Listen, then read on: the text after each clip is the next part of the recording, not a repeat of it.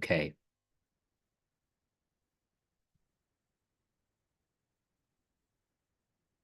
Okay, so a very good evening to everyone. So first of all, I hope you can hear me. So before we start, I want to do a small sound check. So guys, please tell me if you can hear me. So if you can hear me, please type yes, and then we will start this session. Okay, so seems like everything should be okay. We are live streaming this session.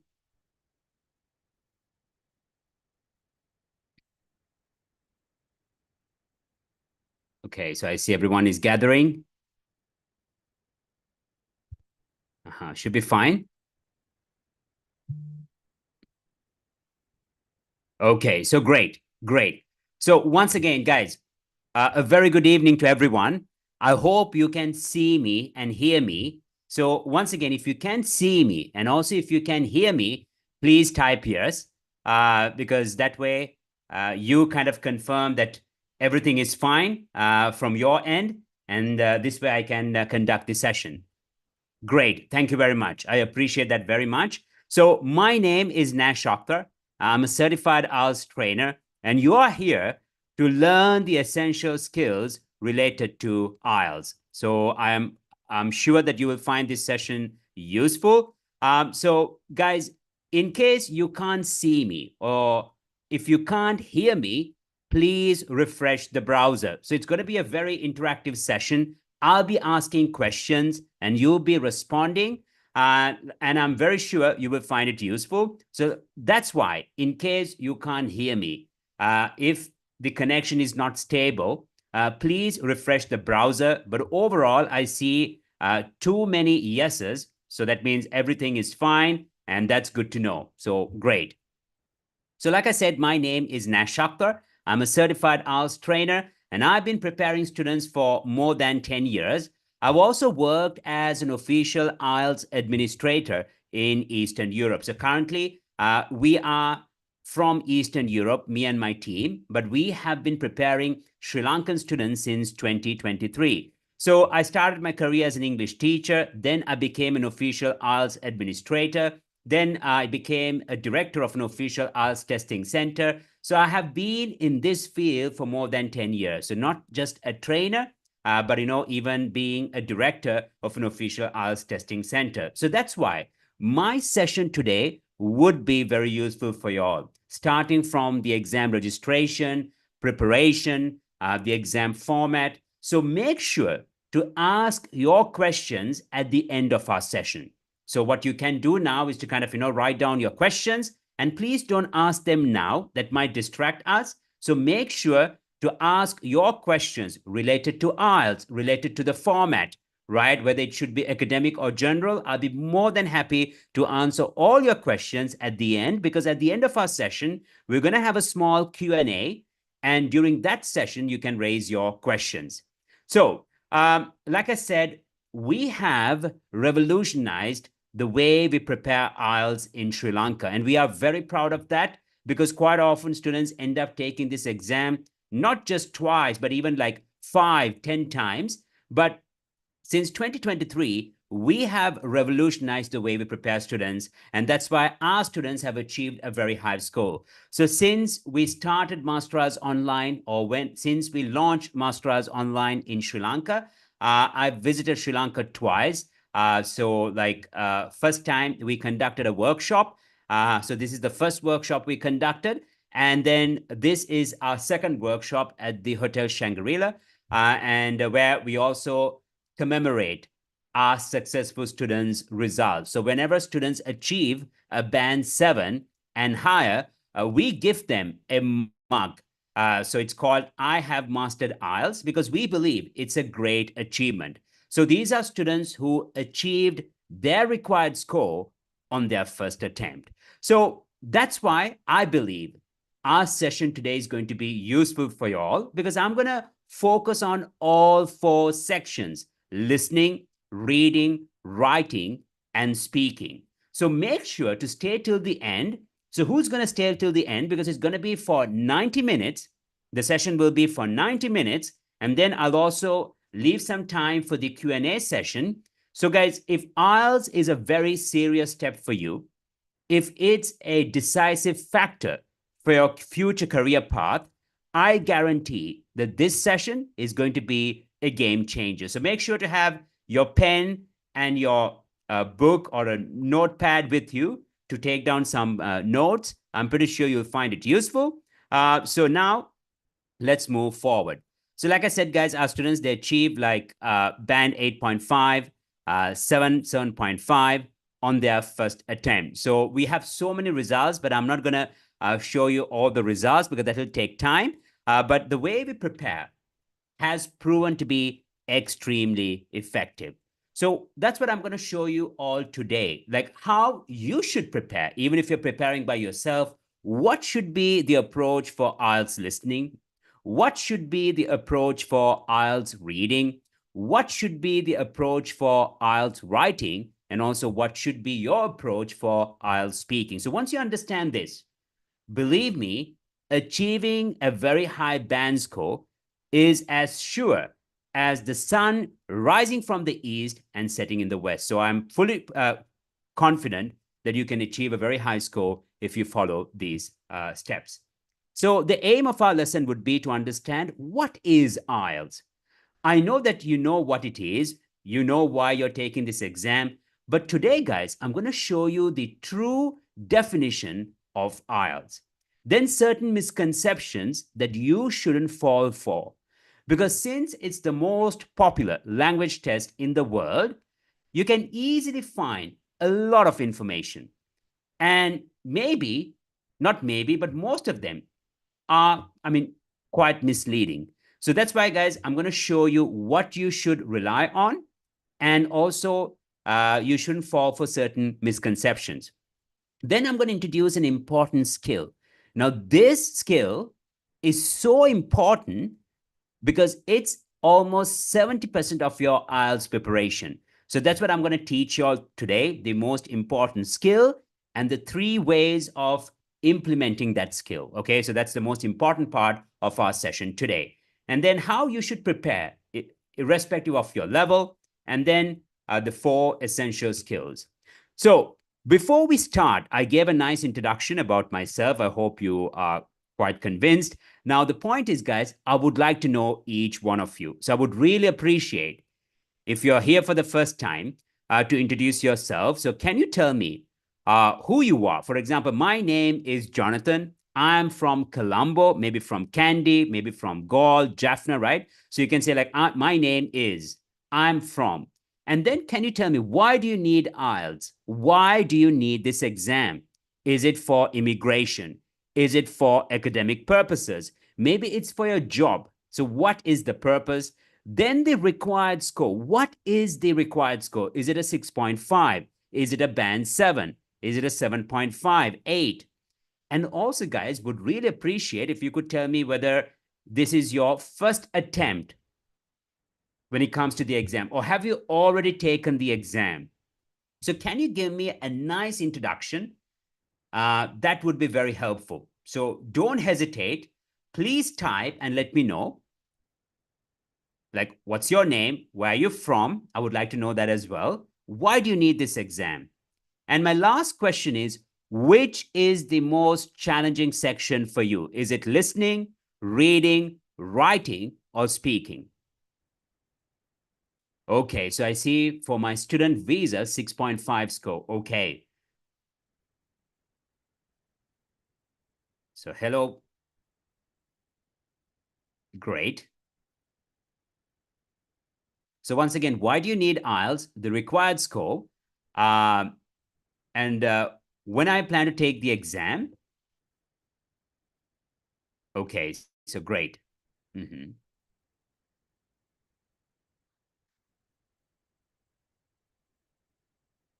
Okay, so I see that, for example, Taranga wants for skill migration. Okay, so also Hansi from Colombo, 7. Okay. Some are just saying that speaking, maybe it's the most challenging. I see many are from Colombo, or we have Sanat from Kandy, immigration purposes. Forgive me if I miss someone. Suresh is from Colombo. Okay. Required 8 for each. Now that is a very high requirement. And those who have such requirements, great. We will discuss a bit later. Okay, 7 for higher studies. Okay, for migration purposes, great. Okay, so some need 5.5. That's not a very high requirement. 6.5 for academic. Great. 7. Okay. Okay.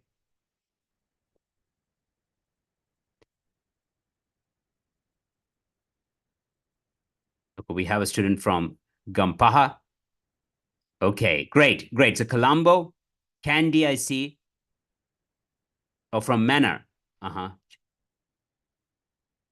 Okay, so great, great. So I see the required score ranges between 6.5 and 7. Some of y'all need IELTS for immigration purposes and some for academic purposes, right?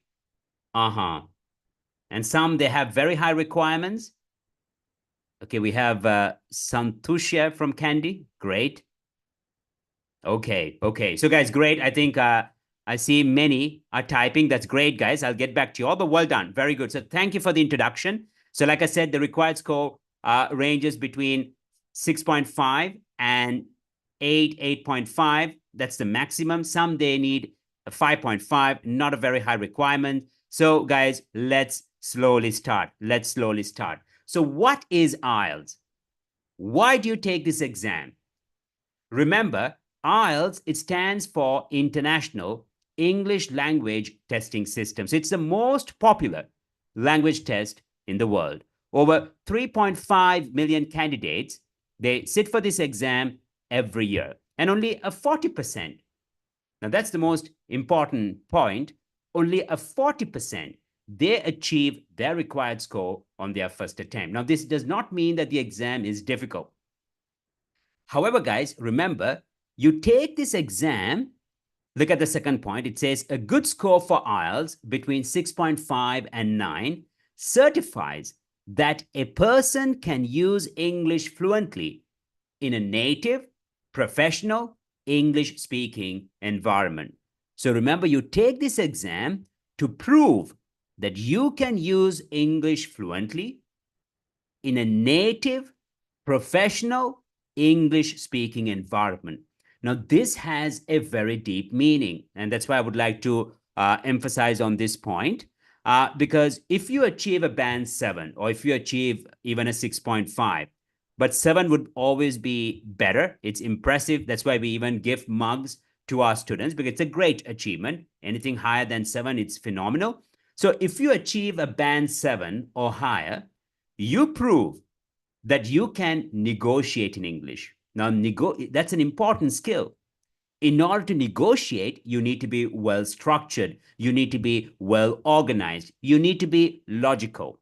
If you achieve a band 7, 7.5, you prove, let's say you achieved a 7 for writing, you prove you have the ability to write business letters for general IELTS. You have the ability to write descriptions. That means you have critical thinking. You know how to analyze in English, or maybe you know how to develop your points based on your argument, right? So that's a very important skill too. And for listening and reading, guys, for reading, remember, you're not supposed to read the whole paragraph word by word, but you'll be able to scan and look for specific information.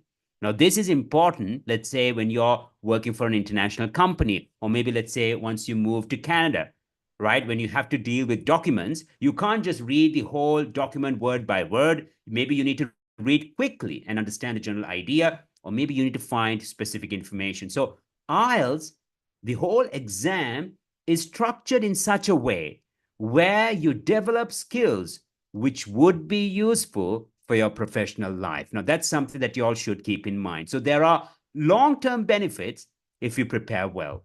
So never have this thought process where like, oh God, I need to pass this exam. Somehow I need to pass this exam. Don't have that thought process. That would only hamper your preparation. It would only make your preparation ineffective. So always make sure to understand the true benefits of IELTS, to be logical when you speak, to connect your ideas, to expand your vocabulary. So that's how I'm going to teach you all today, to make you all understand the true essence of IELTS. And this way, guys, your preparation becomes interesting and also it becomes effective. Now, even with listening, they want you to know whether you're able to attend a lecture once you enter a foreign university and take down notes. Or maybe when you attend a conference, whether you're able to write down the summary. So the whole exam is structured in such a way so that you can improve your skills and integrate yourself easily to a native, professional English speaking environment. So, guys, remember that I'm kind of emphasizing this a lot because once you understand the true purpose, your preparation becomes extremely effective. Now, speaking about the exam structure, uh, one second. So, speaking about the exam structure, remember there are 4 sections. We have listening, we have reading, we have writing, and speaking. Now, I saw some of y'all told me that listening is challenging for you. Some told me that, writing is challenging, if I'm not mistaken, right? And some said it could be speaking. So, guys, once again, which section, what do you think? If you prepare well, if you have proper guidance, which section could be the easiest and which section could be the most challenging? What do you think? Which section could be the easiest and which section could be the most challenging? Okay, so I see that some are saying it's speaking. Okay. So once again, which section could be the easiest and which section could be the most challenging?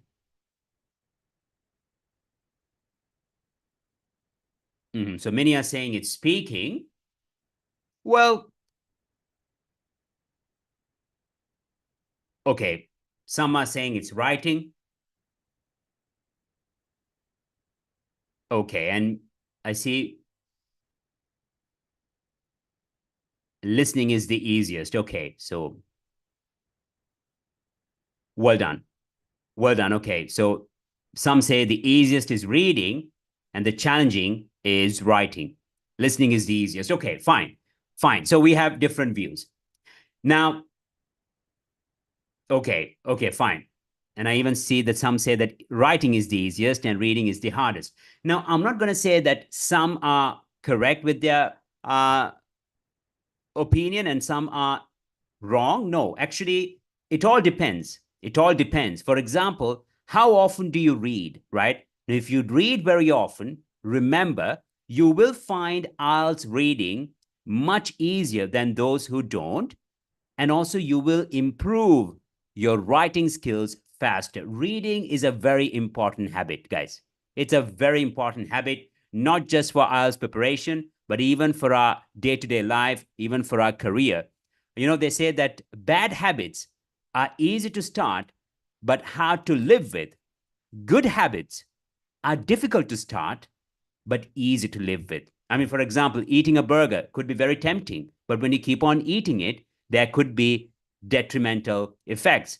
But if you take up sports, physical fitness, time management, so these good habits would be difficult at the beginning, but they will be better. So reading is a very good habit. If you can invest your time in it, you will see long-term benefits, and it's going to really influence your IELTS reading and writing skills. So what I want to say here is that if you listen to podcasts, if you watch movies, and more than movies, if you watch documentaries, that would influence your listening skills, that would improve your listening skills, and also you will find your speaking improving gradually. So, for example, to use the right words. So make sure to listen to podcast. That would be very beneficial. But according to statistics, and even we, because we are an exam center here in Eastern Europe, what I can say is that listening, so some of y'all are spot on, listening is the first section.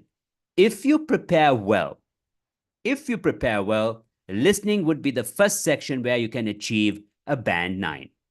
Then comes reading. Surprising, right? But it is. If you prepare well, reading will be the next section where you can achieve a band 9. And then comes speaking. And writing is considered to be the most challenging section. I'm not saying that it's difficult, it is challenging in a way because you need to focus a lot. There are skills that you need to learn in order to achieve a very high score. So that's why writing becomes the most trickiest, I would say. So that's why students struggle to even achieve a band 7, especially for immigration. I've seen students who want to immigrate to Australia and the required score is like 7 overall and 7 for each section. Do we have such students here where you need 7 for each section? I saw one person needs 8 for each section. Do we have people who maybe they need 7 for every section? So in this case, guys, you need to focus more on writing. Okay, so writing is the most important section. And writing is a skill that we don't use very often, right? And especially with AI nowadays, we might feel like it's not that important. But I believe that you should improve your writing skills because you will see long-term benefits. Even if AI is going to take over, don't take it for granted. So yeah, fine. So I see that there are students who want to kind of, yeah, so the required score is 7 for each section. Great, fine. So now, what is the most important skill? A skill that could be a game changer in your IELTS preparation. Now, that skill is paraphrasing. In fact, IELTS is all about paraphrasing. So this is the most important skill. So if you're already working with a tutor, an individual teacher, or maybe if you're attending some coaching classes, these are the questions you need to ask from them. What is the most important skill? What do you think? So believe me, it's paraphrasing. So paraphrasing means to say the same thing in a different way. Okay, to say the same thing in a different way. Now in English, guys, there are 3 ways of paraphrasing. So I'm going to show you the definition, and then I'm going to show you the 3 ways of paraphrasing. Not only that, you guys are going to get involved now. You're gonna give me some answers. So I'm pretty sure you'll find it even more interesting. So paraphrasing means expressing the same meaning in a different way. This is done by replacing certain words with synonyms or by changing the word form and changing the structure of a sentence. Okay, so paraphrasing means expressing the same meaning in a different way. This is done by replacing certain words, not all the words, certain words with synonyms, or by changing the word form, noun to its verb, adjective to its adverb, and also changing the structure of a sentence. So guys, listen to this part. It's a very important part. If you are able to master this, then you'll be able to kind of, focus more on listening, cope with the task better. Even with reading, it'll be important. So that's why take this part seriously. Try to pay attention. Then we can move on, okay? So guys, the first way is to change the word form. The second way is to replace certain words with synonyms and also to change the word order in a sentence. So here we have an example. The new iPhone 17, because 16 is out, right? So the new iPhone 17 will be released in September. We can say the launch of the new iPhone 17 will be in September. So what have we done here? We have replaced released with the word launch, and we have used the noun form. The launch of the new iPhone 17 will be in September. The launch of the new iPhone 17 will be in September. Okay? So we have changed the word order. So what we have done, we have replaced release with the word launch. We have used the noun form of launch. That's why the launch, the noun. And because of that, we automatically change the word order. The launch of the new iPhone 17 will be in September. So that is the approach. So guys, let's focus on the first way of paraphrasing, or let's say the first component, changing the word form. Look at the first sentence. It says, Yanni was the composer of Winds of Orchids. Yanni was the composer of Winds of Orchids. Now look at the second sentence. It says, Yanni So the missing word is a verb. It's clear. Winds of orchids. So the missing word is a verb. What should be the answer here? So what is the verb form of composer? I want the verb form of composer. And what should be the answer? Because the missing word is a verb. So let's convert the composer to its verb form. What should be the answer? I want everyone to type. So Yanni, winds of orchids. Well done. Well done. I see the answers coming. Right? So composer to compose, composer to compose, right? But it was in the past, right? Was the composer. So the answer should be Yanni composed. Well done. Yanni composed winds of orchids. Yanni composed winds of orchids. Well done. Well done. Very good. So look at the next one then. So those who got it right, well done. Look at the next one. It says, she performed really well at the concert. But look at the second. It says, she gave an excellent, you see, an excellent. So the missing word is a noun at the concert. What is the noun form of to perform? What is the noun form of to perform?